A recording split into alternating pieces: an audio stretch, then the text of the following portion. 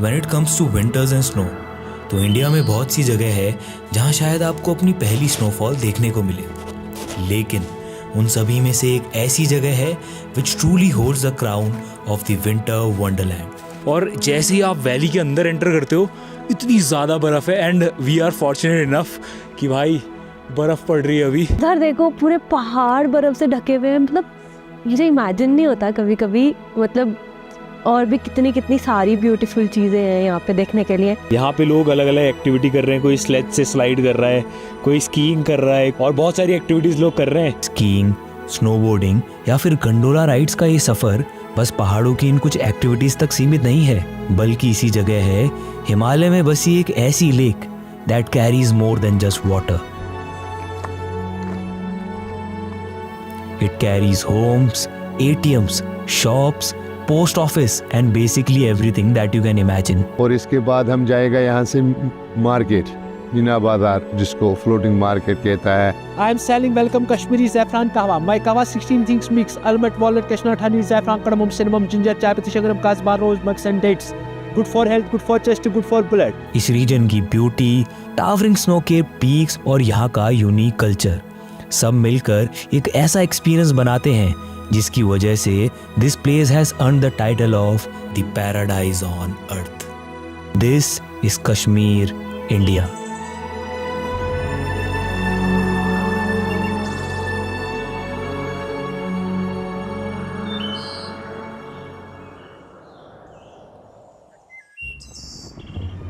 Travelling to Kashmir, specially considering the history of the region, मन में एक सेकंड थॉट तो था। फिर भी देहरादून से लगभग 1000 किलोमीटर और 2 दिन की ड्राइव के बाद हम 4 दोस्त एक ऐसी जगह पहुंच जाते हैं जहां snow doesn't just fall, it transforms everything it touches and redraws the landscapes. एक ऐसी जगह जहां मेडोज एक सफेद चादर के नीचे गायब हो जाते हैं।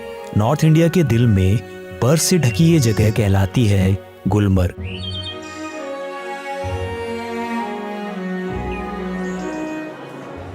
Gulmarg is no doubt one of the most visited places in India, और ऐसा हो भी क्यों ना। एक ही जगह में this place has a lot to offer to almost everyone. India के हाईएस्ट गंडोला राइड से लेके वर्ल्ड का one of the best ski resort, and on top of that अपनी गाड़ी से उतरते ही आपकी आंखों के आगे होता है ये view. This is Gulmarg base station. लगभग 8600 फीट की हाइट में this is world's highest green golf course. Okay, अभी हम लोग हैं गुलमर्ग में और इतनी प्यारी लाइटिंग आ रही है यहाँ से। बर्फ़ के ऊपर जब धूप पड़ रही है तो इतना ज़्यादा सुंदर लगता है। और अगर लोग कहते हैं कि कश्मीर में जन्नत है तो भाई है जन्नत, क्योंकि बहुत ही ज़्यादा ब्यूटीफुल हो रहा है। यहाँ पे लोग अलग अलग एक्टिविटी कर रहे हैं, कोई स्लेज से स्लाइड कर रहा है, कोई स्कीइंग कर रहा है, कोई अपना मोटर बाइक चला रहा है वो वाली, और बहुत सारी एक्टिविटीज लोग कर रहे हैं। Now don't get me wrong, frozen water bodies, ये सीनिक नेवर एंडिंग बर्फ से ढके हुए मेडोज और ये बड़ी बड़ी पीक्स, दे आर ब्यूटीफुल, लेकिन we were here to see something even more beautiful, snowfall. और शायद हम लकी थे उस दिन, क्योंकि कुछ ही देर में weather changed and it started to snow. Guys, मैं पहली बार जिंदगी में गिरती हुई बर्फ देख रही हूँ, मुझे बहुत मज़ा आ रहा है। मैंने जूते भी रेंट किए और मुझे बहुत मज़ा आ रहा है।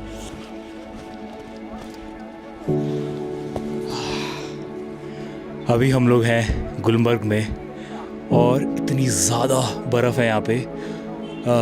जस्ट 10 से 12 किलोमीटर पीछे जब हम थे अभी गाड़ी में, ज़रा सी भी बर्फ़ नहीं थी। और जैसे ही आप वैली के अंदर एंटर करते हो इतनी ज़्यादा बर्फ़ है and we are fortunate enough कि भाई बर्फ़ पड़ रही है अभी, तो इतना मज़ा आ रहा है। और भाई मतलब बहुत सुंदर है यार कश्मीर, बहुत बहुत ज़्यादा सुंदर है। यार ये देखो, ऐसा लग रहा है जैसे कोई मूवी का सीन है। कितनी मतलब अभी तो शायद और बर्फ़ पड़ेगी, पता नहीं और कितना देखेंगे, पर मैं तो इससे मैं इतनी खुश हूँ। उधर देखो पूरे पहाड़ बर्फ़ से ढके हुए हैं, मतलब मुझे इमेजिन नहीं होता कभी कभी, मतलब और भी कितनी कितनी सारी ब्यूटीफुल चीज़ें हैं यहाँ पे देखने के लिए। ये सामने का व्यू देखोगे तो ऐसा लगेगा कि मतलब जैसे हम लोग मूवीज में देखते हैं ना, वो फनाह वाली मूवी है, उसमें वो हेलीकॉप्टर से शॉट जो होते हैं, अब वो ऐसे ग्रीन ग्रीन वाले घर, सामने देखो व्यू, भाई मुझे तो बिल्कुल यकीन नहीं हो रहा कि मैं ये सब मतलब ऐसे सामने से देख रही हूँ। मुझे लगता था ये सब शायद फॉरेन कंट्री में होता होगा, ये होता होगा।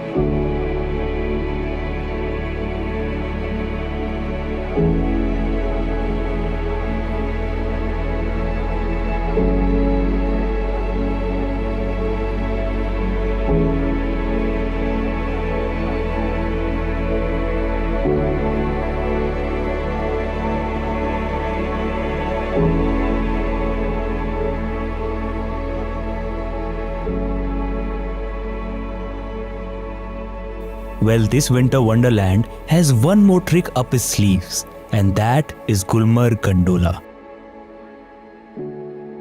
ये केबल कार आपको लेके जाती है लगभग 8,000 फीट से सीधा 14,000 फीट की हाइट पे, वो भी बस कुछ ही मिनटों में।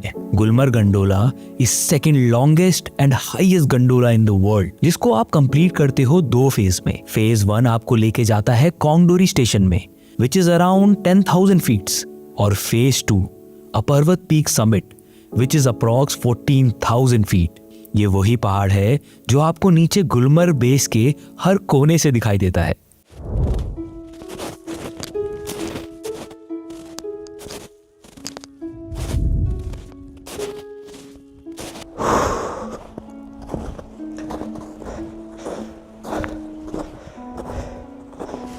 ओके, हेलो, हाय, नमस्ते, welcome back to yet another video. तो मैंने बहुत बर्फ़ देखी है उत्तराखंड में, पर भाई यहाँ पे जो पहाड़ है पीछे वो इतने बड़े हैं एंड इतनी ज़्यादा बर्फ़ पड़ी हुई है उस पर, और यहाँ पे स्की रिजॉर्ट है ये, और इतना ज़्यादा ब्यूटीफुल लग रहा है सब कुछ। This is the golf course, world का या तो फिर एशिया का हाईएस्ट गोल्फ कोर्स है ये, as far as I know. बाकी गंडोला में भी जाएंगे आज। Welcome back, happy new year. अभी बस थोड़ी देर हुई है और देखो इधर बर्फ़ पड़ने लग गई है चारों तरफ, और इतना ज़्यादा ब्यूटीफुल हो रहा है ना सब कुछ भाई। मतलब दूर दूर तक ऐसे बर्फ़ के फ्लेक्स दिख रहे हैं और एकदम स्लो मोशन में गिर रहे हैं वो।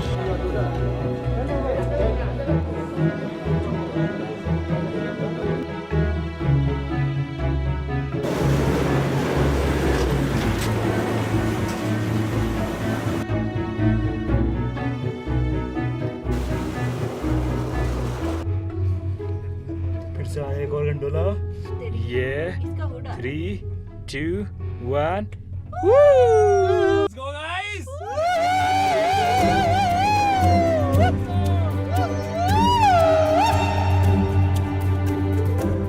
गिरती हुई बर्फ और साथ में gondola ride, it was a perfect combination.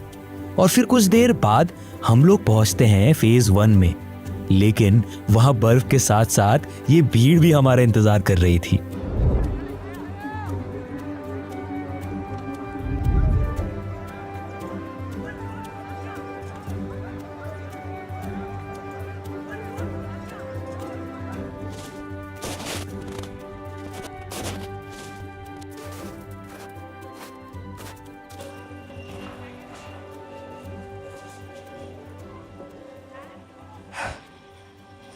Okay, तो अभी हम लोग हैं फेज़ 1 में।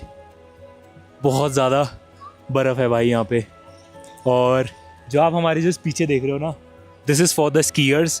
और अभी हम फेज़ 1 गंडोला से आए हैं, वो जस्ट हमारे पीछे चल रही है। बहुत ज़्यादा ठंडा है यहाँ पे। अगर मैं अपने कपड़ों की बात करूँ तो यहाँ पे 3 लेयर की लेयरिंग नीचे से, 3 लेयर की लेयरिंग ऊपर से। और फेज़ 1 में तो भाई ऐसी भीड़ है ना, जैसे सब्जी मंडी में भीड़ होती है ना, वैसी भीड़ है यहाँ पे। अभी हम लोग ट्राई करेंगे कि फेज़ 2 में भी जाए और वहाँ पे भी देखें।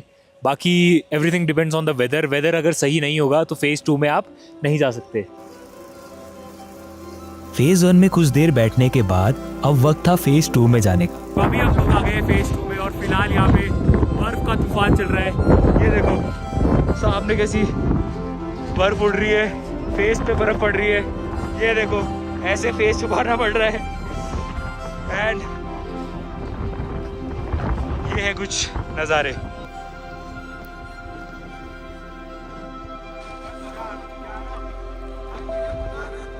यहाँ देखो कितनी ज़्यादा बर्फ़ है और कैसे उड़ उड़ के बर्फ़ आ रही है फेस पे पूरा, और उधर साइड तो कुछ दिख ही नहीं रहा है।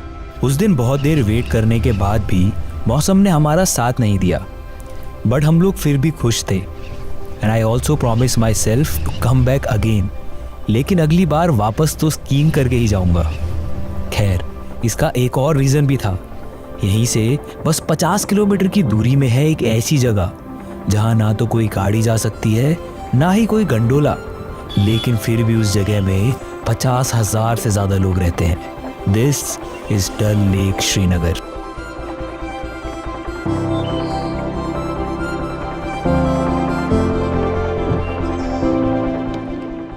दुनिया वेनिस को जानती है, इटली का एक शहर जिसे फ्लोटिंग सिटी कहा जाता है, जहां कैनाल्स सड़कों का काम करती है और हर मोड़ पर पानी और इंसान साथ साथ चलते हैं। वेनिस इंडिया से हजारों किलोमीटर दूर है, लेकिन फिर भी पूरी दुनिया में मशहूर है। और बिल्कुल वैसा ही या उससे भी कई गुना ज्यादा कॉम्प्लेक्स एक वाटर सिटी यहाँ कश्मीर में है। And this is not about comparison, it's about awareness, because experiences like these do not exist far away from us. They exist right here in our own country. तो गुलमर्ग से श्रीनगर पहुंच के हम आ जाते हैं इस फ्लोटिंग सिटी को देखने। यहाँ लाइफ अपने रिदम में चलती है, जहाँ डेली हम और आप गाड़ी में पेट्रोल या डीजल डलवाते हैं to move from one place to other. यहाँ वो किसी काम का नहीं, क्योंकि इस सिटी में एक जगह से दूसरी जगह जाया जाता है इन बोट्स में, जिन्हें शिकारा कहा जाता है। अब जैसे ही आप शिकारा में बैठोगे तो आपके पास यहाँ की फ्लोटिंग दुकानें खुद चल के आ जाएंगी। हुक्का बनाओ, हुक्का फ्लेवर वाला।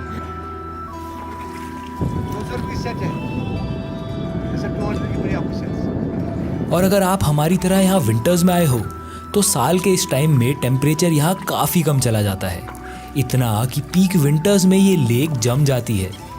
और उस ठंड से बचने के लिए you must try this special T, कहवा। Hello sir, how are you? बढ़िया भैया एकदम। Where are you from? Uttarakhand. First time? Second time. I am world famous guy, global star. I am selling welcome Kashmiri saffron kahwa. My kahwa 16 things mix: almond, walnut, cashew, honey, saffron, cardamom, cinnamon, ginger, chai patti, shangram, kasban, rose, musk and dates. My name is Shaukat, channel name is Shaukat kahwa. मैं आपको YouTube, Twitter, Facebook, Insta, Google पे भी मिलूंगा। पहले मैं डल star था, अब बन गया ग्लोबल स्टार। मेरा कहवा सुपर से ऊपर। जिसने मेरा कहवा नहीं पिया उसने कश्मीर का विजिट पूरा नहीं किया। इसको बोलते हैं समावर।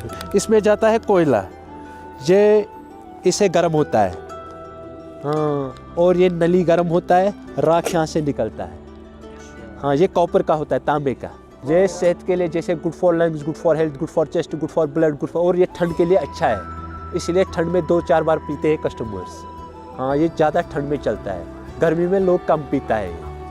गर्मी में हम शाम और सुबह पीते हैं, ठंड में हम दिन में 5-6 बार पीते हैं। अब अगर कहवा से भी आपकी ठंड नहीं मिटी तो you can have this portable heater, जिसे यहाँ कांगड़ी कहते हैं। आज बहुत ज़्यादा ठंड है तो इसलिए भी हमने अंकल से ये मांगी है कांगड़ी। तो इसको आप ये लोग हमेशा अपने फैरन के अंदर रखते और बढ़िया एकदम हीटिंग वगैरह कर 24 घंटे चलती रहती है। तो काफ़ी इंटरेस्टिंग चीज़ है यार ये। देखो ये ऐसा लकड़ी का वो है, अंदर यहाँ पे कोयला डाल रखा है आग के साथ, और बहुत अच्छी खासी हीट आ रही है इससे। पहले यहाँ पे पूरा जम गया था एक बार, मेरा बचपन का वो याददाश्त है मुझे, उस पे हम खेलते थे। हम यहाँ तक आया था, कबूतर खाने तक, अंदर साइड से ज़मीनों पे खेलते थे, क्रिकेट, फुटबॉल।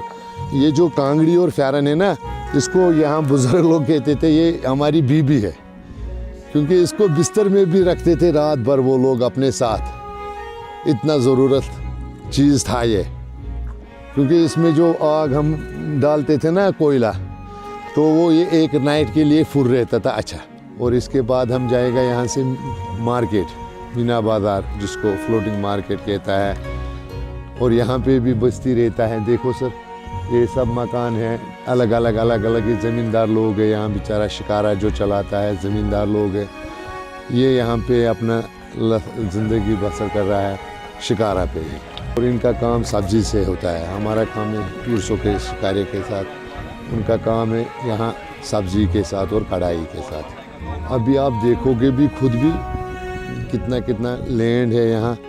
इसमें अगर 70% पानी है, 30% फिर भी ज़मीन है, प्रॉपर ज़मीन, जहाँ पे बड़े अच्छे मकान बना हुआ है, होटल्स बना हुआ है। तो आपने हर जगह मार्केट देखी होगी, पर ये मार्केट इतनी ज़्यादा यूनिक है क्योंकि this market is in the waters, ठीक है। तो ये फ्लोटिंग मार्केट है हमारी डल लेक की, और आप देख सकते हो चारों तरफ सारी की सारी दुकानें पानी के ऊपर है। और फ्रेम देखो आप पीछे मेरे, मतलब जहाँ देख रहा हूँ वहाँ पे सिर्फ बोट्स और दुकानें, और शायद ही इतनी यूनिक जगह पूरी इंडिया में कहीं पे होगी। वेनिस बहुत ज़्यादा फेमस है अपने वाटर्स के लिए, अपने बोट्स के लिए, मतलब पानी में उनका पूरा सिटी बसा हुआ है। बट ये तो बहुत ज़्यादा है। और ये देखो खेती, ये लोग यहीं पे रहते हैं और यहीं पे पूरी खेती भी है इन्हीं की।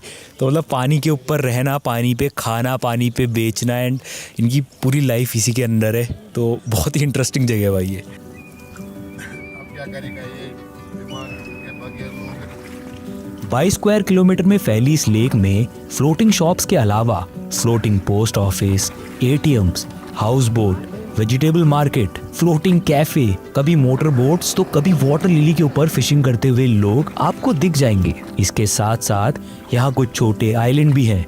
उनमें से कुछ में यहाँ खेती होती है तो कुछ में आप जा भी सकते हो। तो अभी 1-1.5 घंटे बोटिंग करने के बाद हम लोग आ गए हैं एक आइलैंड में, जिसको बोलते हैं चार चिनार, मतलब सॉर्ट ऑफ आइलैंड है, इसको चार चिनार बोलते हैं। और इसके चारों कोने में 4 चिनार के पेड़ हैं और बहुत ही ज़्यादा सुंदर है भाई। यहाँ पे तो कोई ज़्यादा लोग हैं भी नहीं, तो अभी बढ़िया सा मौसम हो रखा है। मैं आपको जेन्युइन बता रहा हूँ कि मतलब पूरे कश्मीर ट्रिप का मेरा जो बेस्ट एक्सपीरियंस था वो डल लेक में ही शिकारा राइड का था। तो यू कैन नेवर मिस, मतलब you should never miss this. और एक और चीज़ हम लोग ट्राई करेंगे कि हम लोग रात को भी शिकारा की राइड करें और आपको वो भी दिखाएं, तो उसका भी वेट करना आप लोग। आज का सारा दिन इन बोट्स में बीत गया। शाम होने वाली थी एंड वी वर क्यूरियस कि आखिर डल लेक रात में कैसी दिखती होगी। तो शाम को हम वापस एक और शिकारा राइड में निकल गए। कुछ देर बाद जब अंधेरा होने लगा तो we were mesmerized by the beauty of dull.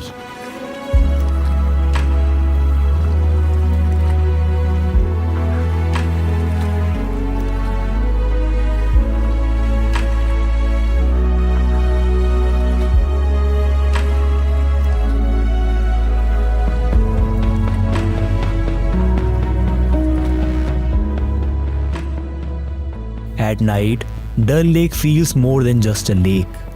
It feels like a dream. रात में पानी बिल्कुल एक मिरर जैसा हो जाता है, reflecting the soft glow of light around it. दूर से हाउस बोट्स की हल्की रोशनी और पास से पानी की वो शांति. In that moment, I realized some places aren't meant to be rushed or explained. They are meant to be felt. And that is Kashmir for you.